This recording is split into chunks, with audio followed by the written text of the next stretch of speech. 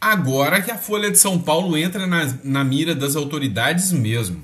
Olha só essa matéria da Folha de São Paulo, que eu vou discutir aqui com você, que fala que a eleição foi fraudada e pode ser anulada. Rapaz, o jogo tá ficando cada vez mais tenso. Eu vou discutir, eu vou fazer a leitura dessa matéria com você, eu vou explicar qual é o argumento da Folha de São Paulo e que é forte demais. E sim, pode haver anulação da eleição. E sabe, é só uma das falhas que a Folha de São Paulo demonstrou aqui. Então, a gente vai discutir sobre isso aqui. O bicho tá pegando.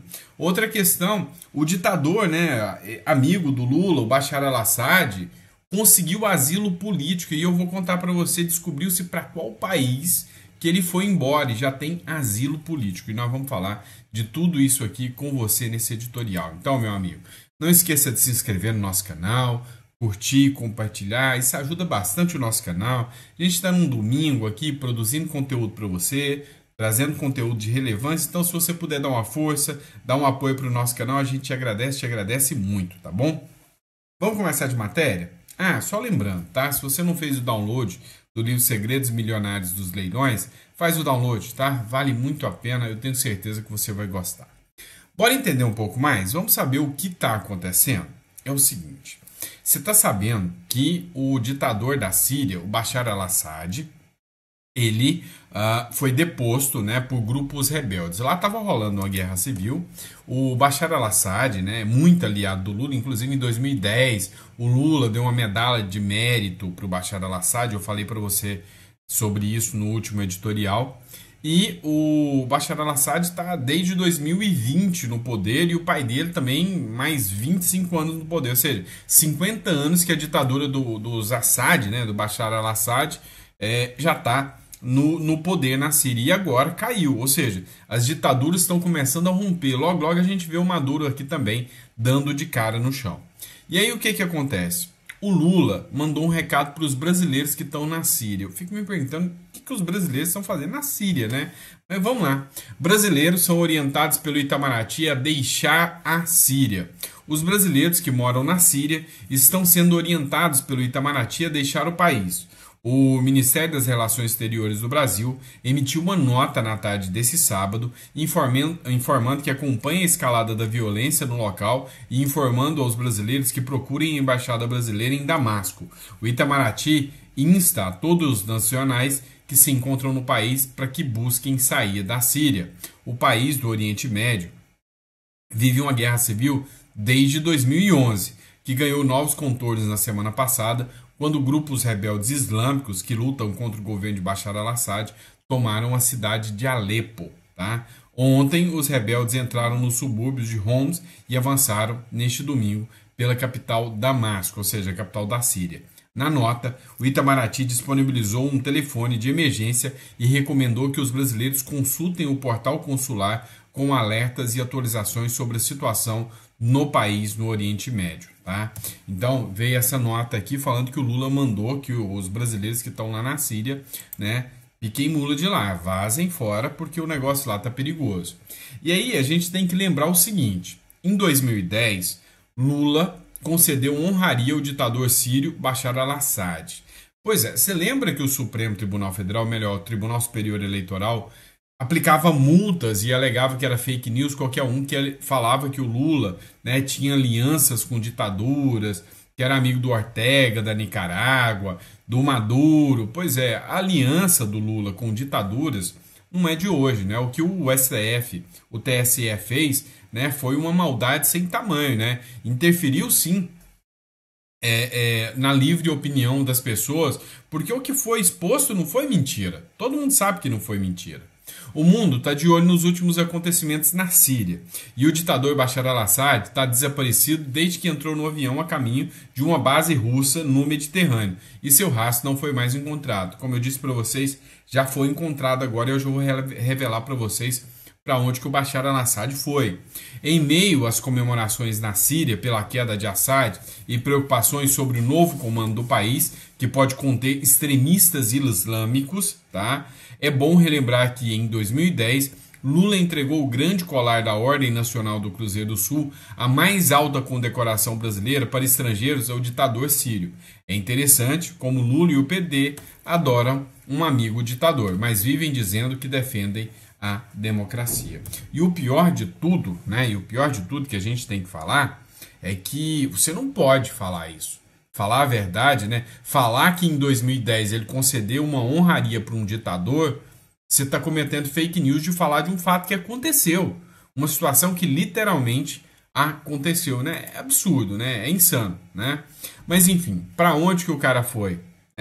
Outro aliado do Lula, né? O Putin. Após colapso de regime Assad, chega à Rússia em busca de asilo. O ex-presidente da Síria, Bashar al-Assad, chegou à Rússia em busca de asilo após rebeldes colocarem um fim em seu regime ditatorial, que durou 24 anos. A informação foi divulgada pela mídia estatal russa nesse domingo. Assad e membros de sua família chegaram a Moscou, na Rússia, com base em considerações humanitárias e concederam-lhe asilo, disse um comunicado divulgado pela TASS, a agência de notícias estatal russa. Mais cedo, o governador da Rússia, que mantém fortes laços com Assad desde o início da guerra civil na Síria, informou que Assad renunciou e deixou a Síria após rebeldes chegarem a Damasco. Então ele fez a renúncia, deixou o poder, falou que poderia, né, passaria o poder sem maiores conflitos, né? Ele mesmo não quis conflito, ele já tinha perdido já, né? O exército já não estava do lado dele.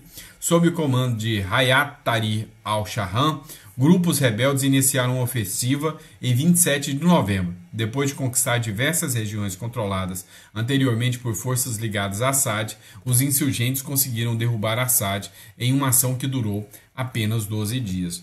Olha só, quando eu digo para vocês que ninguém consegue fazer previsão nenhuma mais, quantas ações foram tomadas por esses grupos rebeldes, quantas medidas foram tomadas contra, né, o Bashar al-Assad durante esses 25 anos. E nunca efetiva.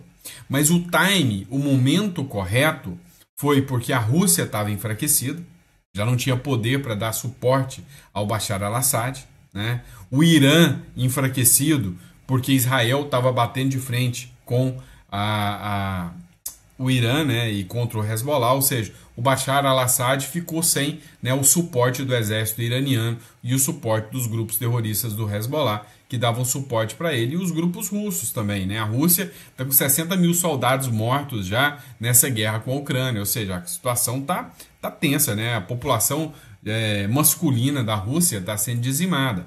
Então, o que acontece? Agora, né, a Rússia deu o asilo para o Bashar al-Assad, mas, entretanto, todavia, contudo, né, a situação deles não está fácil, né, do Bashar al-Assad. O fato é que ele vai ficar lá na Rússia por um tempo agora. E aí, né, é até injusto, né, uma pessoa que mandou matar tantas pessoas, né, é igual vários outros ditadores que tiveram por aí acabaram por isso mesmo, né, um cara que acabou tanto tempo, corre e foge para uma ditadura como a Rússia e acaba ficando por isso mesmo, né. Mas vamos lá. Vamos falar de outro ponto aqui, nacional. Vamos falar aqui, ó. Uma matéria publicada no Space Liberdade, né, diz sobre essa ação que o STF vai tomar agora para regular as redes sociais. E aí vai de encontro àquilo que eu te falei, né? Você falar que o Lula deu uma medalha de mérito para o Bashar al-Assad, né, a medalha Cruzeiro do Sul, é crime você contar a verdade. Então, todos os canais políticos, acreditem, vão acabar, tá? Então, você que me vê falando aqui, não sei por quanto tempo isso vai continuar, porque eles não vão querer arriscar, né, manter canais e perfis no ar, né? Eles que vão ter responsabilidade sobre tudo que a gente fala, né? Ou você acha que o YouTube, o Facebook ou outras plataformas irão querer ser fiadores, né? Passam a ser fiadores do que a gente fala? Eu duvido muito, né? Então eu duvido muito. Então, assim, eu já vou contando para vocês. A minha visão é de que alguns canais, né, esses canais que vocês estão acostumados a assistir, pode ser que logo eu não esteja aqui mais para poder conversar com vocês, né? É real. Mas a Júlia Zanata falou sobre isso. A deputada Júlia Zanata disse que a oposição não vai conseguir barrar a regulamentação das redes sociais no STF. E as plataformas vão censurar praticamente tudo, vão tirar o deles da reta para não ser responsabilizados por conteúdo de terceiro. Ou seja, a maioria dos canais que falam de política vão ser eliminados, não tenham dúvidas disso. Acompanhe aqui, escuta só, né, esse conteúdo que eu trago para vocês da Júlia Zanata. O Barroso, ele tem até um livro, né, sobre o neoconstitucionalismo, então ele é dessa vertente e por isso que ele fala e faz essas coisas cada vez mais, porque ele entende que em nós decidindo não legislar, que é legítimo também do parlamento, ele pode adentrar no tema. A minha opinião nesse momento é que nós não vamos barrar o que eles estão fazendo agora lá no Supremo Tribunal Federal, nós vamos nos posicionar. Durante o lançamento ontem da Frente Parlamentar, inclusive o deputado Osmar Terra, que é um deputado já de vários mandatos, ele falou, após o Supremo fazer isso, nós vamos ter que dar uma resposta, né? Porque obviamente vai vir algo muito pesado, como por exemplo a responsabilização das plataformas por conteúdos de terceiro. Então eu vou lá, posto um conteúdo e a plataforma, a rede social, ele será responsabilizada. O que vai ocasionar com isso? O que vai acontecer com isso? As plataformas vão censurar praticamente tudo. Vão tirar o deles da reta, com certeza, para não serem responsabilizados por conteúdo de terceiro. Então, muita coisa vai ser censurada para que as plataformas não sejam responsabilizadas. Então, a gente, na minha opinião, nós não vamos conseguir barrar. O Supremo vai fazer essa barbaridade que não existe nem em outros países mais autoritários, né, que já são países que são reconhecidamente, que não são democracias, não fizeram isso via judiciário e o Brasil está fazendo. Mas ontem, durante a frente, nós conversamos de fazer uma resposta, como foi no caso do marco temporal lá, e a gente fazer uma legislação, no caso, mais branda. Na verdade, isso foi discutido dentro do parlamento, na época que queriam pautar novamente o 2630 e que foi retirado de pauta. O próprio Lira conversou conosco e falou, a gente tem que regulamentar porque senão o Supremo fará. Então fica muito claro que o recado já tinha chegado, né? Já tinha vindo. E é o que está acontecendo. Na minha opinião, eles estão preparando o terreno para a eleição de 2026. E aí pode acontecer o que aconteceu com o X, né? De derrubar o X, acontecer com qualquer outra rede social. E para mim é o plano perfeito, porque a própria Gleisi Hoffmann, que é presidente do PT, já disse que se não regulamentar, ou seja, censurar a rede social, eles estão trucidados. Então a tentativa deles vai ser deixar pessoas como eu, como o Nicolas, como Eduardo Bolsonaro, como Jair Bolsonaro, como outros nomes aí que acabam tendo voz, fora das redes sociais para tentar aí, nos calar e prejudicar eleitoralmente. Então nós vamos ter que talvez dar uma resposta que é fazer aquilo que a gente não queria fazer. Uma lei, uma regulamentação, mas quem sabe será o caminho para fazer algo mais brando do que o Supremo Tribunal Federal fez. Lembrando que a fala do Lewandowski nessa semana na Comissão de Segurança Pública em relação ao caso do deputado Marcel Van Hatten, em que ele diz que a imunidade parlamentar não é absoluta, mesmo que esteja muito claro lá no artigo 53 a palavra quaisquer, ela se alia ao que acontecia no regime militar, no ato institucional número 5, que falava imunidade parlamentar menos para crimes contra a honra ou os crimes da Lei de Segurança Nacional, né?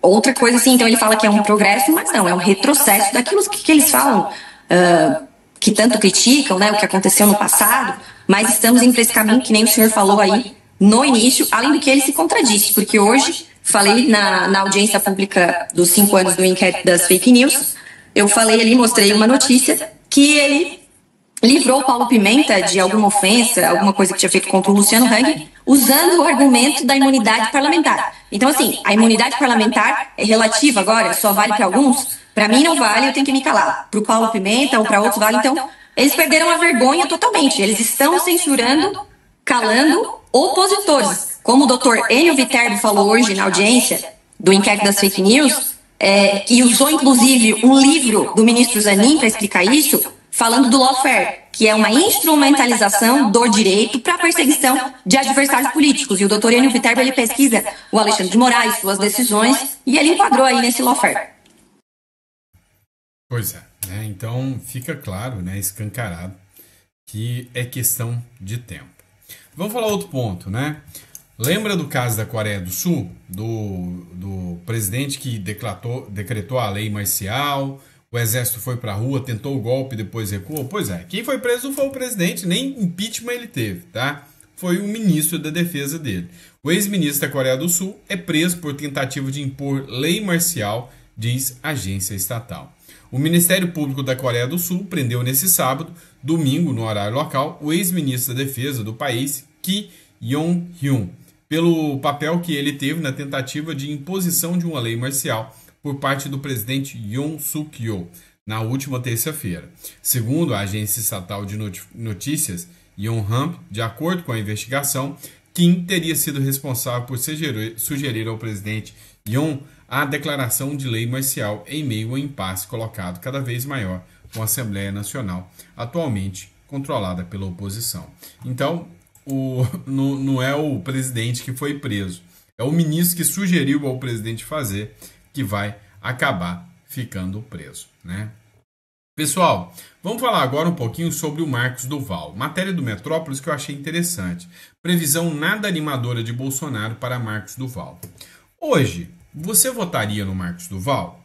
A resposta é simples, né? Porque a previsão é que o Marcos Duval hoje ele não teria mais um apoio, né, para estar como senador da República. Ele não venceria, né? Ele aproveitou a onda Lava Jato, aproveitou a onda 2018 e ele foi eleito em 2018. Mas o mandato do Marcos Duval, segundo a análise do próprio Bolsonaro, não satisfez tanto assim, não ajudou. Talvez o Marcos Duval poderia ter força o suficiente para se eleger como deputado federal, mas que pouco provável que ele conseguiria novamente, né, lograr êxito no cargo como senador da República. E aí o Bolsonaro deixou claro que não pretende, né, apoiar o Marcos Duval. O Marcos Duval, que sempre se declarou bolsonarista, apoiador do Bolsonaro, Bolsonaro falou que é muito pouco provável que o apoio do Bolsonaro e do PL seja para o Marcos Duval. É bem provável que eles vão apoiar dois outros nomes, né, para o Senado no Espírito Santo, né, lá no estado de Espírito Santo. E aí, né, a grande questão, eu vou além. Eu acho que não só o Marcos Duval não se elege como senador, principalmente sem o apoio do Bolsonaro, né? Eu acho que ele não se elege como senador e vou além. Talvez nem como deputado, porque pelo avançar da carruagem do ministro Alexandre de Moraes contra Marcos Duval, ele vai acabar inelegível. Tá? É bem provável que eles vão deixar o Marcos Duval inelegível também. Né? É uma figura que desagradou muito o Alexandre de Moraes. O Alexandre de Moraes nitidamente não agrada, né? Não gosta do Marcos Duval. É provável, né? É bem nítido que há a possibilidade aqui até de uma inegibilidade por parte do Marcos Duval. Qual que é a visão de vocês aí sobre isso? Coloca no comentário que eu quero saber. Tá? Vamos lá, pessoal. Declaração polêmica do Donald Trump. Muita gente falando, né, das declarações do Donald Trump, e uma delas é de que literalmente ele vai deportar todos os imigrantes ilegais dos Estados Unidos. O presidente eleito dos Estados Unidos, Donald Trump, afirmou que pretende deportar todos os imigrantes ilegais que vivem no país durante os próximos 4 anos de seu mandato. Em entrevista ao programa Meet the Press, da NBC News, exibida neste domingo, ele prometeu fazer mudanças imediatas abrangentes assim que assumir o cargo. Né? E aí a ameaça do Donald Trump é pegar todos os imigrantes que estejam ilegais. Mas eu vou dar uma opinião para vocês. Ele falou o seguinte, né? Bem, eu acho que você tem que fazer isso. É uma coisa muito difícil de fazer, mas você tem que ter regras, regulamentos, leis. Eles entraram ilegalmente, disse o Trump. E de certa forma, né? Quem está ilegal, né, assumiu o risco. Né? Errado o Trump não está. Tá? Eu vou ser sincero com vocês. Ilegal, né, o cara assumiu o risco. Errado o Trump não está. Mas eu acredito que vai ter uma política de regularização de imigrantes ilegais que não tem pendências com a justiça, que tem trabalho. Eu, né, tenho essa visão de que aqueles que são pessoas que estão trabalhando, que estão fazendo o país crescer, porque tem muitos imigrantes que participam do crescimento do país. Eu acredito que não vai haver uma perseguição a todos, né? Eu acredito que sim, somente aqueles que permanecem ilegais e que têm problemas, né, com a justiça.